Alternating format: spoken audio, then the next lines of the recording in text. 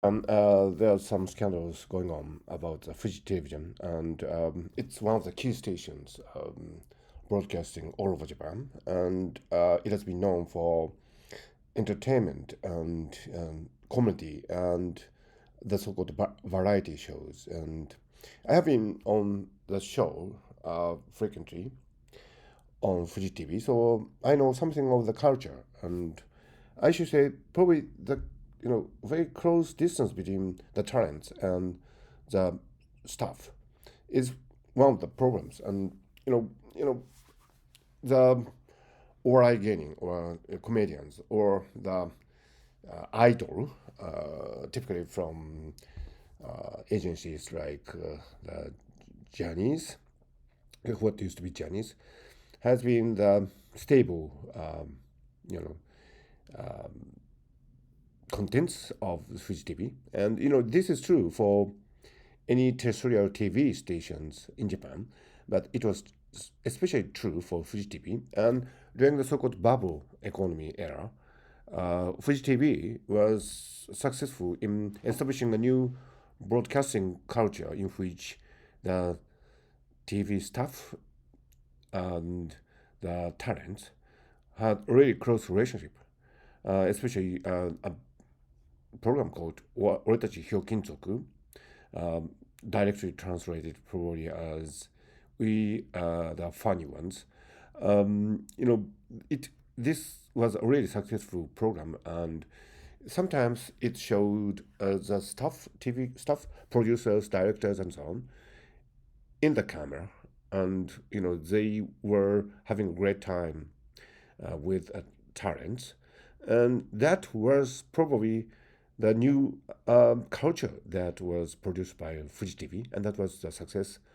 That was the reason for the success of Fuji TV, but it also meant that they kind of lacked a metacognition of what was going on, and in this era, the zeitgeist is that everyone is on a flat basis, right? Nobody has a privilege. The YouTubers, they are just ordinary people, and the viewers on the same platform.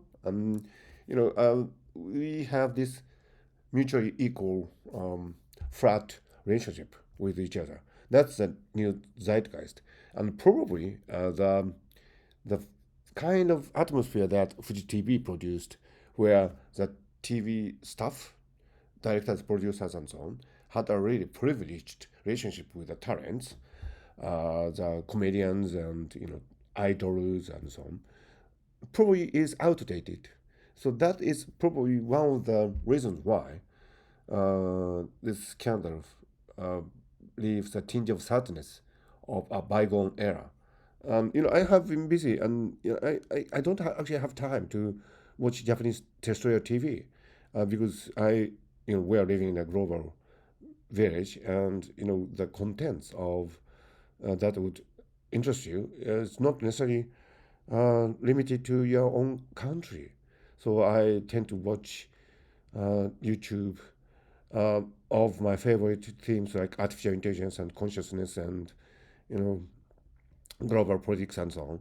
And I do not actually watch terrestrial TV, and I think this is increasingly true for many people like me in Japan.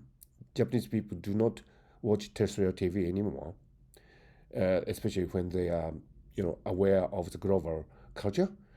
And sadly, Japanese terrestrial TV probably have the stations have, including the NHK, have failed to live up to the expectations of this era. Anyway, that is my personal feeling, and this is not really something that I would regularly talk about in this space, but today I felt that a kind of personal clarification of what I feel about this thing, brought reported by media outlets like Bloomberg and so on, means to me. I mean, it's clarification.